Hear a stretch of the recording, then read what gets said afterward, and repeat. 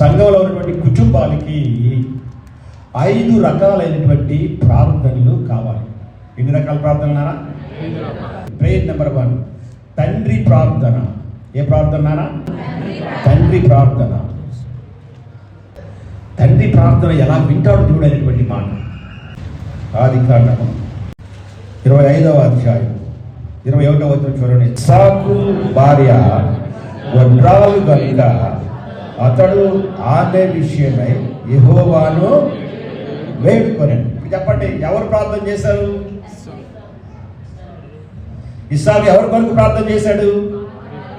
భర్తల చేతులు పైకెత్తాడా? భర్తల చేతులు పైకెత్తండి. మీ భార్యలు రాకపోయినా పర్లేదు, చేతులు పైకెత్తండి. ఎస్ కదా, భర్తల చేతులు పైకి. ఇప్పుడు మీరు ఎవరి కొరకు ప్రార్థన చేయాలి? మొట్టమొదట ఇది జరగని పని ఉన్నమాట చెప్పేస్తాను.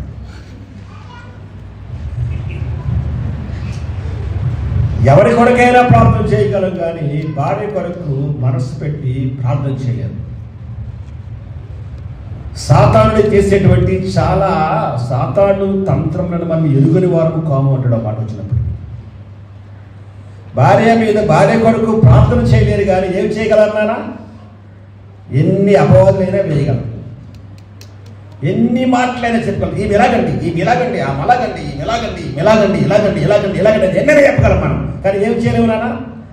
ఒక్క నిమిషము ఒక్క ప్రార్థన చేయలేము. కానీ భర్త ప్రార్థన ఎంత శక్తివంతమైందో ఇందులో రాయబడి చూడండి. ఏం రాయబడి చూడండి ఒకసారి. మళ్ళీ ఎన్నో అధ్యాయం అది? 25వ అధ్యాయం. చదవండి ఒకసారి, అందరం కలిసి చదువుతాం. మళ్ళా ఇస్సాకు భార్య గొడ్రాలు కనుక అతడు ఆమె విషయమై యెహోవాను,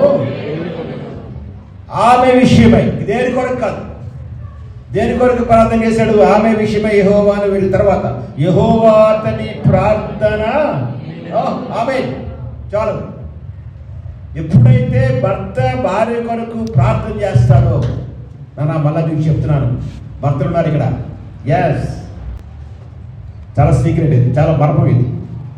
నువ్వు ప్రార్థన చేస్తే నీ ప్రార్థనలో నువ్వేమి చూసావు, నీ ప్రార్థనలో నీ భార్య ఏమి చూసింది, నీ ప్రార్థనలో దేవుడు ఏమి చూశాడు. ఆమె అంటే నువ్వు చేసే ప్రార్థన మీద, నువ్వు చేసేటువంటి ప్రార్థన మీద నాకు అలవాటు.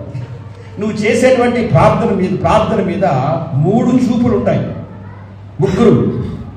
ఒకటి ప్రార్థన చేసిన వాడు చూస్తాడు, రెండవది పక్క నుండి ప్రార్థన వింటున్నటువంటి భార్య చూస్తుంది, మూడవది ఎవరికైతే ప్రార్థన చేస్తున్నాడో దేవుడు చూస్తాడు. ఆమేన్, హల్లెలూయా.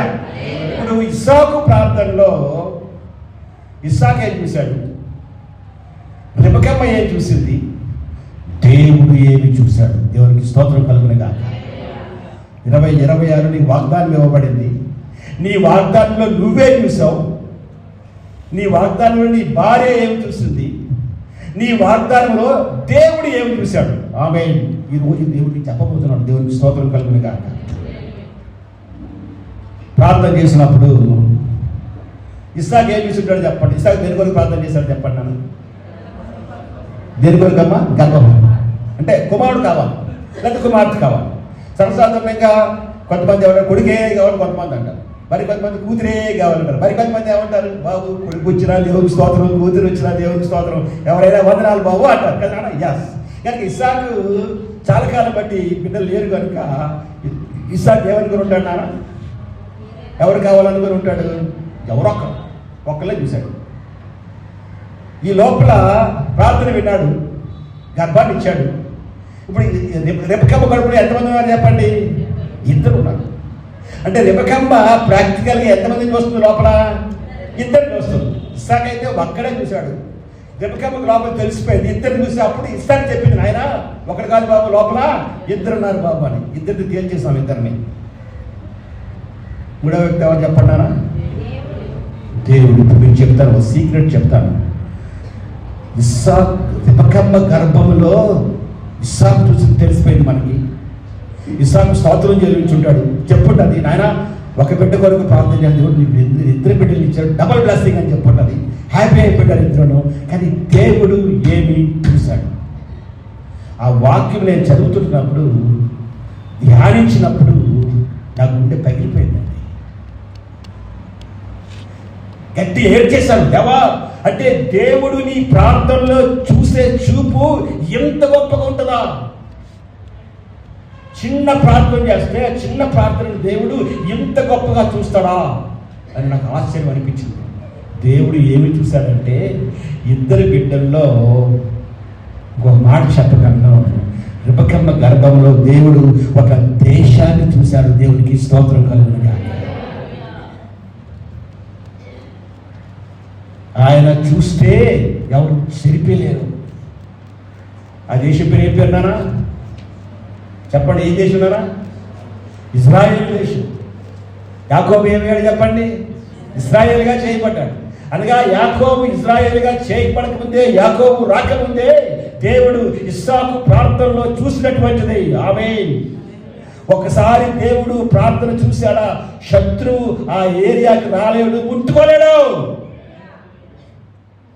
మందిరంలోకి వచ్చి నువ్వు ప్రార్థన చేసావా, సేవకుడు కానీ విశ్వాసి కానీ ఎవరైనా మందిరంలో మోకరించి ఏడ్చి చేతులు పైకెత్తి బాబో మరొక్కసారి ఏడుస్తే none one can stand before that prayer.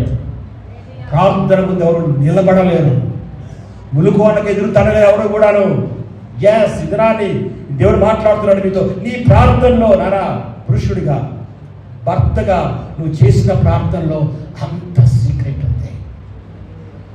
అందుకనే ఈ దినాన్ని ఏ దేశం కూడా ఇజ్రాయెల్ దేశాన్ని ముట్టుకోలేదు.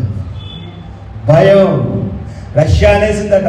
రష్యా కూడా చెప్పేశాడు పుతిన్ గాడు, బాబా ఎక్కడికైనా వెళ్ళండి కానీ ఇజ్రాయెల్ జోలికి వెళ్ళొద్దని చెప్పేశాడు. అమెరికా కూడా ఇజ్రాయెల్ జోలికి వెళ్ళదు. మాత్రం ఇదినాడు అమెరికా గవర్నమెంట్ ఎకానమీ ఇజ్రాయెల్ దేశం మీద, యూదుల మీద ఆధారపడి. అమెరికాలో ఉన్నటువంటి యూదుల లోపల అమెరికాలో ఉన్న డబ్బున్న అందరి యొక్క డబ్బు కూడా యూదుల యొక్క డబ్బు మీదే ఆధారపడి ఉంది. ఎస్, ఎందుకంటే దేవుడు ఇస్సాకు ప్రాంతంలో చూసిన ఆమె దేశం. ఇప్పుడు చెప్పండి నాన్న, భర్త ప్రార్థనలో ఎంత కృప ఉంది నాన్న, దేవుడు చూస్తాడు. అందుకనే సాతానుడు నిన్ను ప్రార్థన చేయనివ్వడు. చాలా మంది ప్రార్థన, మీరు ప్రార్థన చేయండి అంటే భర్తలు ఏమంటారు నాన్న, నువ్వు చేసాను అమ్మా, అరే భార్య చెప్పండి, అమ్మా కూతురు చెప్పండి, అవునా కదరా, అబద్ధం చెప్పండి. ఎస్, నువ్వు చేసా, ఇప్పుడు నువ్వు చేసాయంట. భార్య చేసే ప్రార్థన వేరేగా ఉంటుంది. నేను ఇద్దరు ప్రార్థన చెప్తాను. నా భార్యకి కొన్ని విషయాలు ప్రార్థన ఉండదు. నేను బయటికి వెళ్ళేటప్పుడు, సేవకు వచ్చేటప్పుడు నా భార్య ప్రార్థన చేయాలి. తనే ప్రార్థన చేసి పంపించాను. తనే ప్రార్థన చేసి పంపిస్తాను. నేను చేయను, తను ప్రార్థన చేసి పంపిస్తాను. కారులో కూర్చుంటాం, ఇద్దరు అక్కడికి వెళ్తాం, కారులో కూర్చుంటాం. కారులో కూర్చోగానే బండి స్టార్ట్ చేయకముందే తనే ప్రార్థన చేయాలి. డ్రైవింగ్ చేసేది నేనే, తనే ప్రార్థన చేయాలి. తను ప్రార్థన చేస్తేనే కారు కలుగుతుంది. అది కొన్ని ప్రార్థనలు ఉంటాయి, ఆమె కొరకు ఏర్పాటు చేయబడిన ప్రార్థనలు ఉంటాయి. కానీ భర్త చేసేటువంటి ప్రార్థన సాతాను తెలుసు, ఆ ప్రార్థన ఎంత శక్తి ఉందో. అందుకనే భర్తను ప్రార్థన చేయనీయడు. సమయం లేదు, అలసిపోయావు, చేయలేవు ప్రార్థన, నీకు ప్రార్థన రాదు, నో. కనుక భార్యకి చెప్తున్నా, మరే మీ భర్త ప్రార్థన చేయనంటే నువ్వు చేసేవారు కలలా వీల్లేదని చెప్పండి. చేయి ప్రార్థన, చిన్న ప్రార్థన చేయి, గంట ప్రార్థన చేయదు. కొంతమంది ప్రార్థన చేస్తే వెళ్ళిపోతారు, ఎక్కడికి వెళ్తారో తెలియదు, ఏమవుతారో తెలియదు, ఒకసారి పేషెంట్ దగ్గర ప్రార్థన చేస్తే కళ్ళు పూసుకొని అంత పేషెంట్ ఆపరేషన్ దగ్గర తీసుకెళ్ళాలి. పాస్టర్ గారు ప్రార్థన చేయండి అంటే మొదలెట్టాడు, ఆపరేషన్ థియేటర్లోకి వెళ్ళిపోయాడు, డాక్టర్ దగ్గరికి వెళ్ళిపోయాడు. ఈ టైం అయిపోతుంది, తీసుకెళ్ళిపోవాలి. ఇంకా నేను అన్నాను కదా, కళ్ళు తీసుకెళ్ళిపోయాను. ఆ నర్సులో వచ్చి పట్టుకుని నెమ్మది పట్టుకుపోయారు. ఈయన ప్రార్థన చేస్తూనే ఉన్నాడు. ఆమె తర్వాత పేషెంట్ ఏదంటే బాబు తీసుకెళ్ళిపోయారు. ఎందుకు తీసుకెళ్ళిపోయారంటే, వారు బాబు ఆపరేషన్ అవుతుందా నాయన, నీ ప్రార్థన నీకు ఆమె చెప్పడం రాదు నీకు, అందుకే తీసుకెళ్ళిపోయారు అని చెప్పారు. అలాంటి ప్రార్థనలు కాదు. ప్రార్థన ఎక్కడి నుంచి రావాలా, ఎక్కడి నుంచి రాదు. ఎక్కడి నుంచి ప్రార్థన వస్తే పనిచేయదు. ఇక్కడి నుంచి ప్రార్థన వస్తే నీ స్వార్థం, నీ యొక్క సొంత ఇష్టం, సెల్ఫ్ రైచియస్నెస్ ఉంటుంది లోపల అన్నమాట. అంటే స్వనీతి ప్రార్థన ఉంటుంది. కొంతమంది ప్రార్థనలో మీరు విన్నారో లేదో, యేసయ్యకే ప్రసంగాలు చేసేస్తారు. ప్రసంగాలు మామూలు కాదు, ఏసైకే ప్రసంగాలు, మా ప్రసంగం, ఈ ప్రసంగం, ఈ ప్రసంగం, ఈ ప్రసంగం చేసిన తర్వాత ఒక అరగంట ప్రార్థన అయిన తర్వాత అనుకుంటామా ఏమి ప్రార్థన చేస్తారని. Wrong prayer. నువ్వు ప్రార్థన చేస్తే నీకు ఏడుపు రావాలి, నీ పక్కన ఉన్న మోకరించి ఏకీపించిన వాళ్ళు ఏడవాలి. అందులో సేవకు నేను ప్రార్థన చేస్తున్నాను, ఏమనుకున్నాడు కానీ ప్రభా నాయన ఎండిపోయిన ఆకులు బాబు మేము ప్రభా నాయన కుక్కలం బాబు, పందిలం బాబు అన్నాడు. నేను ప్రార్థన ఆపే అన్నాను. నేను కళ్ళు తీసి అని ఏమని ప్రార్థన ఆపించారని అన్నాను. ఈసారి నుంచి మేము కుక్కలం ప్రభా, మేము పందులు ప్రభా అనక. ఒకవేళ అనుకుంటే ప్రభా నేను కుక్కను ప్రభా, నేను పందిని ప్రభా అను. కావాలంటే నేను పక్కన కూర్చొని అవును ప్రభా అనుకుంటే అవును ప్రభా అంటాను నేను కావాలంటే. అంతేగాని ప్రార్థన చేయకండి. ఎలా చూస్తున్నాడు ఏమి అని అంటే తగ్గించుకోవాలి కదా. అరే బాబు నేను ఒక కుక్కనే, పందినే, దుర్మార్గుడినే, యేసు రక్తంలో నా పాపానికి అడగబడ్డాను, ఆయన కుమారుడిగా చేయబడ్డాను, ఆయన బిడ్డగా చేయబడ్డాను. మరి అన్నడికి నేను పందిని కాను, ఆమె అన్నడికి నేను కుక్కను కాను అని సరిగా అలా ఉండిపోయి అని నాకు ఈ ప్రార్థన సరిగా తెలియలేదని అన్నాడు. చాలామంది ప్రార్థించే పద్ధతి తెలియదు, ప్రార్థించే విధానం తెలియదు. కారణం ఏంటంటే వాళ్ళు ఎక్కువసేపు ప్రభు దగ్గర కూర్చోరు. డాడీ దగ్గర ఏమైనా కావాలనుకోండి, బాబు గిడియర్కి ఏమైనా కావాలనుకోండి, ఒక ఎంత షాప్కి వెళ్తున్నాడు, ఒక 100 రూపాయలు కావాలి, ఎస్ 100 రూపాయలు కావాలి, వచ్చి డాడీ దగ్గర మోకరించి డాడీ 100 రూపాయలు అంటున్నాడు. ఏమన్నా అడుగుతాడు, నానా 100 రూపాయలు కావాలి. మా అమ్మాయి ఏమంటుందంటే ఇవ్వండి 100 రూపాయలు అంటుంది. ఖచ్చితంగా దబాయించాడు. ఎస్, ఎందుకంటే ఈజ్ ద సన్, ఇక్కడ అథారిటీ. అలాగే యేసు ప్రభువుని మోకరించినప్పుడు నువ్వు ప్రార్థించేటప్పుడు నువ్వు అడిగే పద్ధతి లోపల పద్ధతిని బట్టి యు హావ్ ఎన్ అథారిటీ. ప్రైజ్లో దేవా నాయన నాకు ఇది కావాలి ప్రభా.